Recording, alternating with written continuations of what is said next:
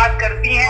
अच्छा, हम हिंदू हृदय सम्राट नहीं है, हमें हिंदू हृदय सम्राट लेने के लिए कहाँ से डिग्री लेनी पड़ेगी? सम्राट टुकड़े टुकड़े गैंग, मोहित शर्मा टुकड़े टुकड़े गैंग के साथ है। आप मुझे बताएंगे? नहीं, आप मुझे बताइए मैं टुकड़े टुकड़े गैंग हूँ? आप ये बताइए मुझे, आपकी हिम्मत कैसे हुई? हम टुकड़े टुकड़े गैंग दिखते हैं? हम देश के अंदर अगर हम एजुकेशन पे बात करें, हम हेल्थ पे बात करें, हम डेवलपमेंट पे बात करें, हम टुकड़े टुकड़े गैंग के मेंबर लगते हैं आपको? हैं? आप ही देश में ईमानदार पत्रकार बैठे हैं, आप मुझे हिंदू सम्राट होने का सर्टिफिकेट देंगे, आप मुझे सर्टिफिकेट देंगे कि मैं टुकड़े टुकड़े गैंग का हूँ? आप कौन सी गैंग के मेंबर हैं? आप मोदी और अमित शाह की गैंग के मेंबर हैं? आप ही तो मोदी और अमित शाह की गैंग के मेंबर हैं, और आप ही के कारण मोदी जी सत्ता में बैठे हैं। 24 घंटे मोदी जी का प्रचार करते हैं। नहीं नहीं नहीं, आप बिल्कुल, अरे जनाब सुधीर चौधरी जी, आपका स्वागत है, पूछिए। आप 80% लोगों के साथ हैं या 20% लोगों के साथ? हम इस हिंदुस्तान के साथ हैं भैया। सियासत गर्म है, मौसम ठंडा है जी, और आप गोवा में हैं, कहाँ से फंडिंग हो रही है? अरे भैया हम गोवा में हैं। आप एक बात मुझे बताइए, फंडिंग कहाँ से हो रही है? आपने कभी मोदी जी को पूछा है कि उनके पास 10 लाख के सूट की फंडिंग कहाँ से होती है? चाय बेच के किसी को 10 लाख के सूट की फंडिंग मिलती है क्या? कभी आपने पूछा है? और आप एक बार बताइए, पत्रकारों को कौन फंडिंग करता है? अब आप मुझे इस बात का जवाब दीजिए। सुनिए सुनिए, सुन लीजिए, अगर आपने मेरे ऊपर उंगली उठाई है तो आप जवाब सुनने का भी दम रखिए। एक बात आप मुझे बताइए, वो पत्रकार जो एक न्यूज चैनल में माइक पकड़ के एंकरिंग करता है और देखते ही देखते अपना खुद का चैनल बन जाता है टीआरपी स्कैम घोटाला करता है, और वो पत्रकार जो कल तक शिफ्ट में घुमा करता था, आज ऑडी, मर्सिडीज, लैम्बोर्गिनी और फरारी से घूम रहा है, जगुआर से घूम रहा है, उन पत्रकारों के ऊपर नहीं होनी चाहिए। उनको कौन फंडिंग करता है, जरा ये तो बताइए। और वो पत्रकार जो देश के अंदर शराब पी के स्टूडियो में घूमते हैं, उनको कौन फंडिंग करता है? इस बात का जवाब दीजिए। लेकिन मोहित जी, आप पहले आपने सुना नहीं कोलगेट क्या क्या घोटाला होता था? अब क्या हुआ? अब ये घोटाला नहीं हो रहा है। अच्छा, अब तो घोटाले होते ही नहीं है। नहीं, अब तो होते ही, अब तो घोटाला ये क्या था? टीआरपी स्कैम घोटाला कभी सुना था देश में 70 साल में? सुना था? अरे अब जवाब तो दे दीजिए, क्या हुआ? फेविकॉल आ गया आपके मुंह में, या ईमानदारी का फेविकॉल लग रहा है गले में?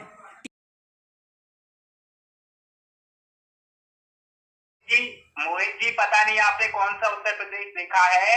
आम जनमानस कह रहा है नून रोटी खा लेंगे लेकिन बीजेपी को देंगे, क्योंकि हिंदू सुरक्षित है, माँ बेटी सुरक्षित है। मोहित जी, अरे आप कौन से हिंदू सुरक्षित की बात कर रहे हैं? और आप कौन सी माँ बेटी सुरक्षित होने की बात कर रहे हैं? वो माँ बेटियां जिनकी आज इज्जत और आबरू सड़क पे सरेआम लुटी जा रही है, और आप कौन सी माँ बहन की इज्जतों की बात कर रहे हैं? एक भारतीय जनता पार्टी जिसको समर्थन करती है, वो नरसिंहानंद सरस्वती हिंदू धर्म की बहन बेटियों को गाली देता है, और आप कौन सी बहन बेटियों की सुरक्षा की बात करते हैं? मैं सवाल पूछना चाहता हूं मीनाक्षी लेखी से, मैं सवाल पूछना चाहता हूं स्मृति ईरानी से, मैं सवाल पूछना चाहता हूं निर्मला सीतारमण से, उन महिलाओं से जिनके ऊपर नरसिंहानंद सरस्वती ने अभद्र टिप्पणी की थी। उन्होंने कहा था भाजपा में जितनी भी महिलाएं हैं, जब तक वो नेताओं के पास नहीं जाती उनका काम नहीं होता। उन्होंने देश की सभी महिलाओं का अपमान किया था, और मैं देश की महिलाओं से हाथ जोड़ के नम्र निवेदन करूंगा कि आप अपना जूता निकालिए और भारतीय जनता पार्टी के नेताओं का और इन नफरती चिंटू कार्टूनों का स्वागत जूते के दम पे करिए।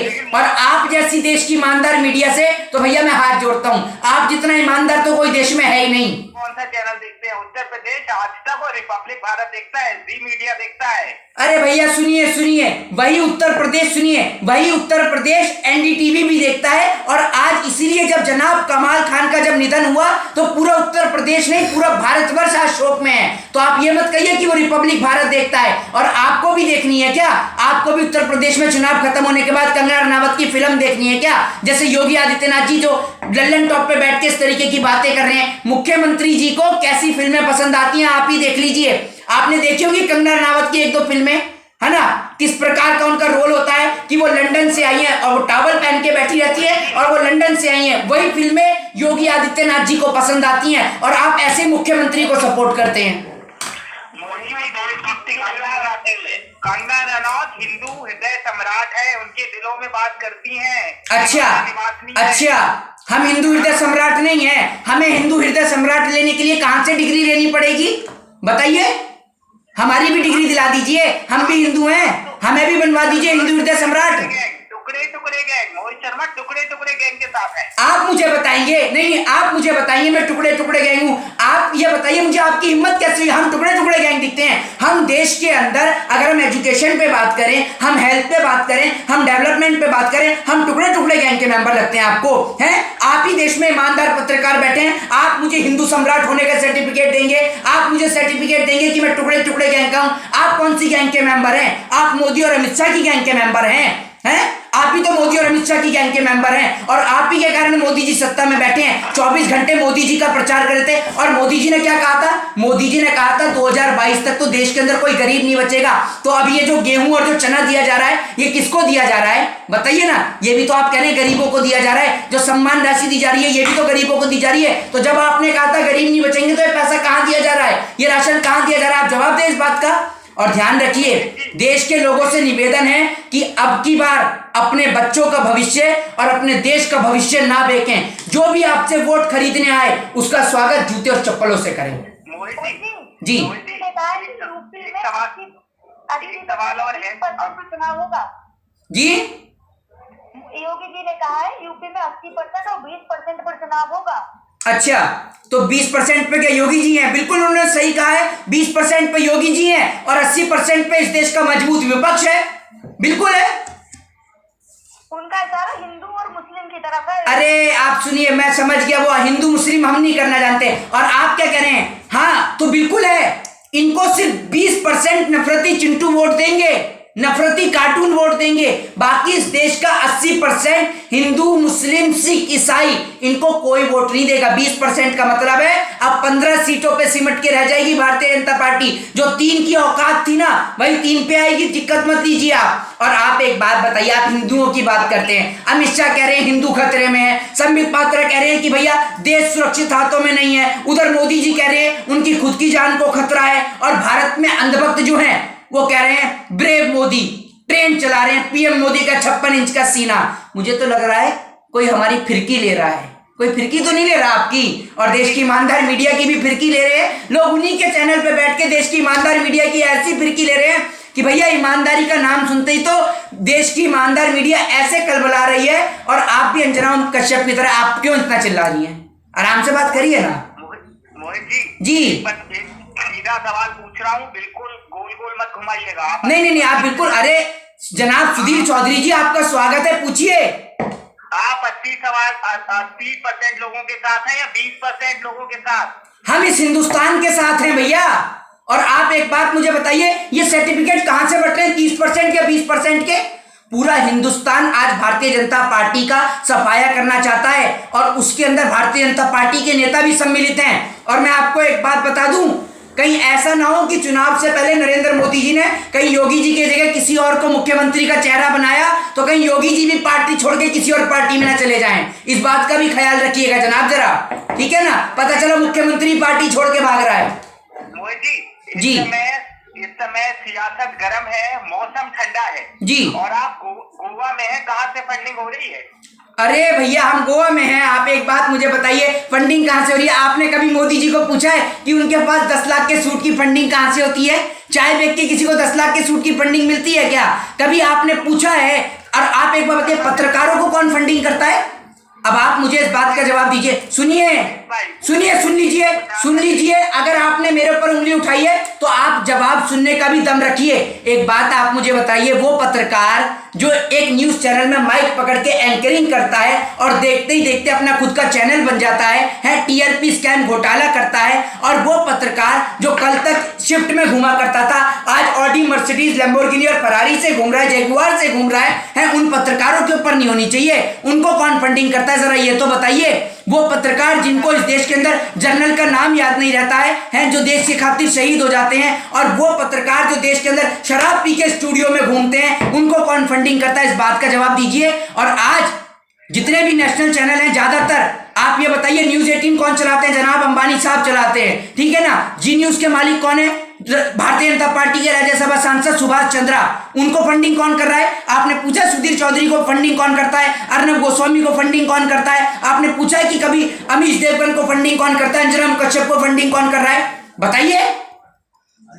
लेकिन आप विकास सारे भीड़ है ना मोहित जी, सारे ईमानदार लोग हैं सर, ईमानदार लोग हाँ हैं। हाँ, आप ही सारे ईमानदार हैं। हम एकमात्र हम ही करप्ट बैठे हुए हैं। सारे ईमानदार तो सत्ता में बैठे हुए हैं। अमित शाह जी भी ईमानदार होंगे, ईमानदार है अमित शाह जी। सुधीर चौधरी भी ईमानदार है। जिस तरीके से अमित शाह ईमानदार है वैसे ही सुधीर चौधरी भी ईमानदार है, अर्नब गोस्वामी भी ईमानदार है, आपकी कंगना रनावत भी ईमानदार है, और आपके वो अमीश देवगन भी ईमानदार है। सभी लोग ईमानदार हैं, बस एक हम ही इस देश के अंदर करप्ट हैं, है ना मोहित जी, जी। आज उत्तर प्रदेश में एक गाना चल रहा है, ट्रेंडिंग है, आर पार में भी दिखाया जाता है, यानी कि अमित देवगन के शो में चलता है कि जो राम को लाए हैं हम उनको लाएंगे जरूर। हाँ, तो ये राम को कौन लाया है? राम को यही लाए हैं, इन्होंने मंदिर बनाया है, कहने कौन लाया है राम को? मतलब उनके बीजेपी का कहना है, उनके राजनेताओं का, कि भाई हमने तो जो कहा था वो, आप लोग पूछते थे ना कि मतलब डेट नहीं बताएंगे, मंदिर नहीं बनाएंगे, तो उन्होंने कहा मंदिर भी बनाएंगे, उसी डेट पे बनाएंगे और उसी जगह पे बनाएंगे। तो राम को ये लेके आए हैं। अगर राम को ये लेके आए हैं तो इसका मतलब ये है कि भारतीय जनता पार्टी ने सुप्रीम कोर्ट खरीद रखा है। ये बात मैं नहीं, आप कह रहे हैं जनाब, आप ये कह रहे हैं supreme court Bharatiya Janata party ने खरीद रखा है? बताइए। बना तो रहे ना 70 साल। अरे भैया सुनिए सुनिए, रुक जाइए। 70 साल की अगर आप बात कर रहे हैं ना, अगर 70 साल में ना अस्पताल नहीं बने होते ना तो आपको पता चल जाता आज भारतीय जनता पार्टी के नेताओं का इलाज भी कहाँ हो रहा होता। जो इनके अंधभक्त जो बीमार पड़े हुए हैं ना, उनका इलाज भी नहीं हो रहा होता, उनका इलाज भी गौशाला में ही हो रहा होता, पता चला कहीं गोबर में पड़े हुए होते। तो 70 साल पे मत जाइए, अभी यहीं बात कर लीजिए 2022 की। 70 साल पीछे पहुंच गए तो पता चल जाएगा आपको कि भारतीय जनता पार्टी ने किस तरीके से अंग्रेजों का भी साथ दिया था। 70 साल पे मत जाइए, यहीं आ जाइए। थोड़ी देर में आप पाकिस्तान भी पहुंचेंगे, फिर उसके बाद चीन भी पहुंचेंगे, तो हिंदुस्तान ही रह लीजिए। हिंदुस्तान का चुनाव है, हिंदुस्तान पे ही बात कर लीजिए। लेकिन मोहित जी, आप पहले आपने सुना नहीं कोलगेट क्या क्या घोटाला होता था, अब क्या हुआ? अब एक घोटाला नहीं हो रहा है। अच्छा, अब तो घोटाले होते ही नहीं है। नहीं, अब तो होते ही, अब तो घोटाला ये क्या था? टीआरपी स्कैम घोटाला कभी सुना था देश में 70 साल में? सुना था? अरे अब जवाब तो दे दीजिए, क्या हुआ? फेविकॉल आ गया आपके मुंह में या ईमानदारी का फेविकॉल लग रहा है गले में? टीआरपी स्कैम घोटाला सुना था? अरे बोलिए तो जनाब। वो तो चैनल का था ना ये। अरे सुन तो लीजिए, चैनल चला कौन रहा है? ये बता दीजिए। चैनल कोई सड़क पे जूते में सिलाई लगाने वाला मोची चला रहा है? नहीं, एक मिनट, चैनल कौन चला रहा है? मोहित शर्मा के पास करोड़ों रुपए है, तो मोहित शर्मा भी खोल ले चैनल, क्या दिक्कत है? अरे भैया, करोड़ों रुपए तो अंबानी साहब के पास हैं, जो न्यूज 18 भी चला रहे हैं। करोड़ों रुपए तो भारतीय जनता पार्टी के राज्यसभा सांसद सुभाष चंद्रा के पास है, जो जी न्यूज चला रहे हैं। हमारे पास कहां से करोड़ों रुपए आए? और हमारे पास करोड़ों रुपए आएंगे तो हम चैनल चलाएंगे? क्यों चलाएंगे हम चैनल? हम जनता के हित में कार्य करेंगे। भारतीय जनता पार्टी की तरह थोड़ी कि मीडिया को खरीद के बस एडवर्टाइजमेंट कराओ, प्रचार कराओ, बाकी जनता मुंह मरे तो मरती रहे। लेकिन मोहित जी, उसमें मोदी जी की क्या गलती है? मीडिया कौन नहीं चला रहा है, वो तो नहीं से काम कर रहे हैं ना। मोदी जी की तो कोई गलती है ही नहीं। जिन मोदी जी की आप तारीफ कर रहे हैं ना, जो मोदी जी बार बार अमेरिका के चक्कर लगाते हैं, वही अमेरिका ने कई सालों तक नरेंद्र मोदी जी को अमेरिका का वीजा नहीं दिया था। जिन मोदी जी की आप बात कर रहे हैं, तो मोदी जी की तारीफ करना बंद कर दीजिए। क्योंकि आप ध्यान रखिए, जितनी तारीफ आप मोदी जी की कर रहे हैं ना, जिस दिन मोदी जी कुर्सी से उतरेंगे, हिसाब इस देश में सबका होना है। ये आप लिख के ले लीजिए मुझसे। जितना देश को आप खोखला कर रहे हैं और आप सोच रहे हैं कि जनता आपको छोड़ देगी, तो ये हिंदुस्तान किसी के बाप की जागीर नहीं है। ये हिंदुस्तान उन लोगों का है जिन्होंने खून बहाया है इस देश के खातिर, जिन्होंने इस हिंदुस्तान को आजाद कराया है। नफरती चिंटुओं की और कार्टूनों की इस देश में कोई जरूरत नहीं है। ये भारतीय जनता पार्टी के जितने भी कार्टूनिस्ट हैं ना, इन कार्टूनिस्ट को आप अपने पास रखिए, इनके बारे में आप मुझे मत बताइए। हाँ मोहित जी, ये तो आप सीधी मीडिया को धमकी दे रहे हैं कि मतलब हिसाब किया जाएगा। अखिलेश यादव की भाषा बोलेंगे क्या आप? नहीं, हिसाब क्यों? अरे भैया, एक बात आप मुझे बताइए, सुनिए, हिसाब क्यों नहीं होगा? अगर एक बात मुझे बताइए कि अगर एक जगह ड्रग मिल जाता है तो आपका अर्नब गोस्वामी कहता है मुझे ट्रक दो। लेकिन जब अंबानी साहब के पोर्ट पर, अडानी साहब के पोर्ट पर जब हीरोइन पाया जाता है, तब क्यों नहीं बोलता मुझे हीरोइन चाहिए? बताइए, ये मीडिया का दोहरा चरित्र क्यों? इस बात का आप मुझे जवाब देंगे? दीजिए जवाब, अगर आपके पास हो तो।